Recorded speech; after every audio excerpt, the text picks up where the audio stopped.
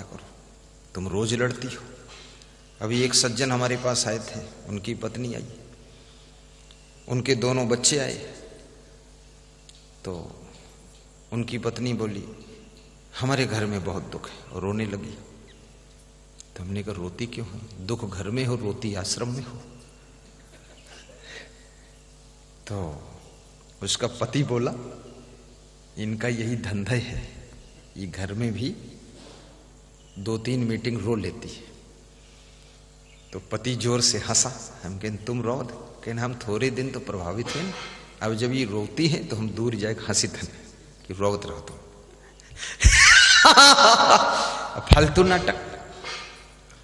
तो उनका लड़का बोला, वो लड़का ज्यादा बड़ा नहीं था, 7-8 साल का था। वो लड़का क्या कहता है कि ये रोती भी है गुरुजी, और अपन खोपड़ी देवाल हम लड़ौती है। कह देवाल हम खोपड़ी लड़ा देती है। तो हम कहते देवाल है तुम्हारी पक्की की कच्ची? बोले अभी कच्ची है तो खोपड़ी नहीं फूटत है। हम कहते आश्रम में न लड़ाए दे तो टायल लगा खोपड़ी जी फूटे, अब खोपड़ी लड़ाती है। छोटा लड़का बोला इनका समझाए दो गुरुजी, अम्मा कहे कि रुआवा न करें, इससे बहुत माहौल बिगड़त है घर का। अब वो 8 साल का बच्चा समझा रहा, 6 साल का बच्चा समझा रहा, पति समझा रहा है, और सासू से बात कड़क कड़क लड़ा रही हो। सासू से बात मत लड़ाओ, ससुर से बात मत लड़ाओ, गम खा लोगे तो क्या होगा।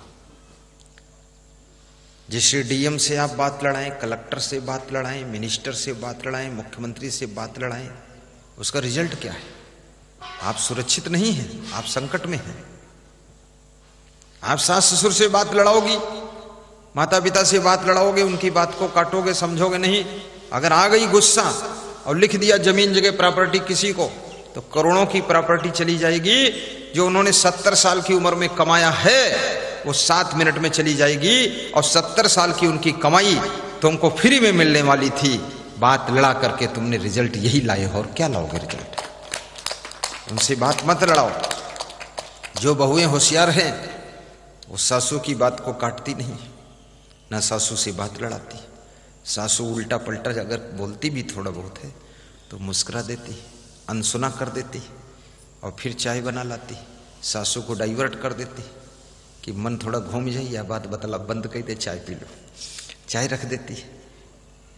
क्योंकि सासू बहुत बड़ा पद है, ससुर का बड़ा पद है, माँ बाप का बड़ा पद है, इनके साधारण पद नहीं है। अगर बाप को तुमने राजी कर लिया तो बाप के बाप की बाप के बाप की बाप के बाप की न जाने कितनी पीढ़ियों की धरोहर संपत्ति तुम प्राप्त कर लोगे। और संपत्ति की सबको आवश्यकता है, धन की सबको आवश्यकता है, साधु को भी आवश्यकता है, गुरु जी को भी आवश्यकता है। धन के बिना किसी का काम चलता नहीं है। इसलिए माता पिता से भी क्षमता रखिए, सास ससुर से भी क्षमता रखिए, प्रेम रखिए, करुणा रखिए, गुरु जी से भी क्षमता रखिए। गम खा लीजिए, गुरु की शरण में बहुत आनंद है। अभी जैसे हम लोग श्री क्षमादेव महाराज की शरण में हैं, कोई माने न माने, लेकिन उनकी शरण में हम भी निश्चिंत हैं। मैं ऊपर रहता हूँ दूसरी मंजिल में, वे नीचे मंजिल में है, ग्राउंड फ्लोर में, मैं फर्स्ट फ्लोर में, और संत लोग 3rd फ्लोर में और 4th फ्लोर में। क्या होता है, जो कोई आता है उसको दर्शन देते हैं। अब कोई दर्शन देने वाला भी तो चाहिए, हाल चाल पूछने वाला भी तो चाहिए, कोई जलपान कराने वाला भी तो चाहिए। तो इतना सब कार्य वो कर लेते हैं, तो हम ऊपर अपना स्वाध्याय कर लेते हैं, निश्चिंत रह लेते हैं, और हमको समय मिल जाता है। उनसे कितना फायदा उनके साथ रहने में, और सावधानी भी देते रहते हैं, बीच बीच बताते रहते हैं कि ये सावधानी रखना, वो सावधानी रखना। पेड़ पौधों के बारे में बताते हैं, बहुत फायदा होता है इससे, और खुश होते हैं। और फिर वो भी हमारे कार्यों को देख करके वो खुश होते हैं, हम उनके कार्यों को देख कर खुश होते हैं। वो भी कम से कम आप अपने माता पिता के साथ में हैं, पास में हैं, सास ससुर के साथ में हैं, पास में हैं, वहां आपने अपने सास ससुर से अच्छी पकौड़ी बना दी, मालपुआ बना दिया, हलवा बना दिया, और गजब की चटनी बना दी तो सास ससुर भी सोचते हैं कि मेरी बहू हमसे एक कदम आगे है, बहुत होशियार है, एकदम खिलाड़ी है। और गुरु से भी तुमने कुछ अच्छा गजब का करके दिखाया तो गुरु भी मुस्कुराता है कि हमारे न रहने के बाद भी ये चेले लोग सब टाप का चला देंगे, क्योंकि बड़े खिलाड़ी हैं सब। गुरु को भी अच्छा लगता है। लेकिन अब चेले इतने क्रोधी है, इतना नालायक है चेला, कूद फांद के भाग भूग के तिड़िर बिड़िर हो के और दुनियम सिखाते हैं संत की सेवा करना चाहिए और गुरु की भी सेवा करना चाहिए, और स्वयं गुरु को त्याग करके भक्तों को बेवकूफ बनाकर ठगते हुए हलवा उड़ा रहे हैं। गुरु को कभी आकर सेवा करो तो महाराज, गम खाओ तो, गुरु भाइयों की भी तो गम खाओ।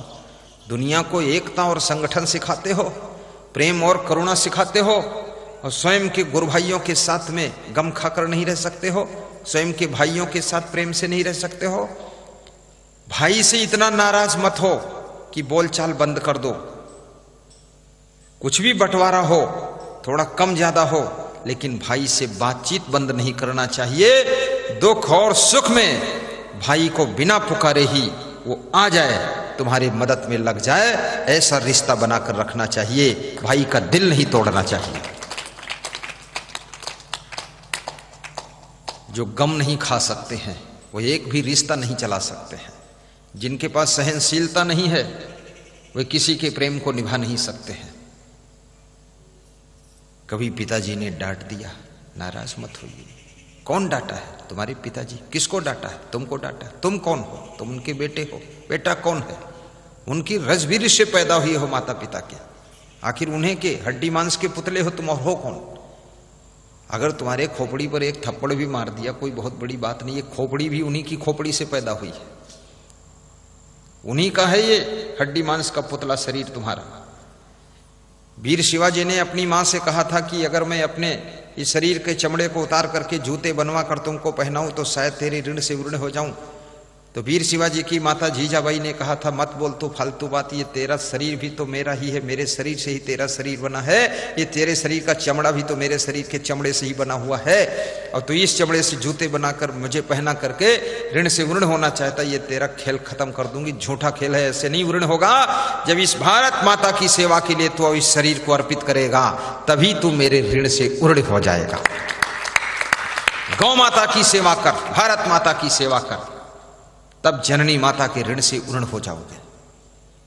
ये वीर शिवाजी की माता ने संदेश दिया था। माता कब खुश होती है? जब तुम खूब उन्नति करते हो। पिता कब खुश होता है? जब तुम्हारा बाहर यश मान सम्मान बढ़ता है। माता पिता कब प्रसन्न होते तुमसे? जब तुम लाख को करोड़ों में बदल देते हो, जब तुम चरित्रवान बनते हो, जब तुम्हारा खान पान मांस मछली अंडा नशा शराब जुआ ताश बुराइयां सब छोड़ देते हो, भक्ति करते हो, सत्संग में बैठ जाते हो।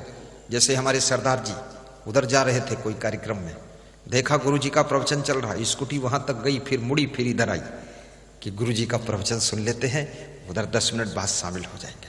अब इनके पिताजी खुश हो जाएंगे, श्री सुखदेव सिंह जी। क्यों खुश होंगे? क्यों खुश होंगे? बसंतीपुर वाले इसलिए खुश होंगे कि मेरा बेटा भी जिनका सत्संग मैं सुनता था उनका सत्संग ये भी सुनता है, तो मेरे घर का भविष्य अच्छा है, इसलिए वो खुश हो जाएंगे। और ये जाकर दारू के ठेकी पर बैठ जाए, ताश खेलने वालों के साथ बैठ जाए, जुआ खेलने वालों के साथ बैठ जाए, लफंगों की संगत करे, वो माथा पीट लेंगे, भैया बर्बाद कर दिया इसने। इसलिए बेटे को, शिष्य को हमेशा अच्छी संगत करनी चाहिए और अपने भविष्य को सुनहला बनाना चाहिए, और माता पिता को निश्चिंत कर देना चाहिए, गुरु को निश्चिंत कर देना चाहिए, और अपनी शक्ति बुद्धि का सदुपयोग करना चाहिए, और घर को, आश्रम को स्वर्ग बना देना चाहिए। और जिन जिन भक्तों के यहाँ सत्संग करने के लिए जाइए, उन भक्तों के घर घर में शांति पैदा करना चाहिए। उनको सबको समझाकर, संस्कार देकर के बेटे बेटियों को भी चरित्रवान बनाने की कोशिश करना चाहिए। ये संत की जिम्मेदारी है, तभी संत समाज की रोटी खाने का अधिकारी है। अन्यथा अगर रोटी खाता है तो समाज के कर्जे में डूबता चला जा रहा है।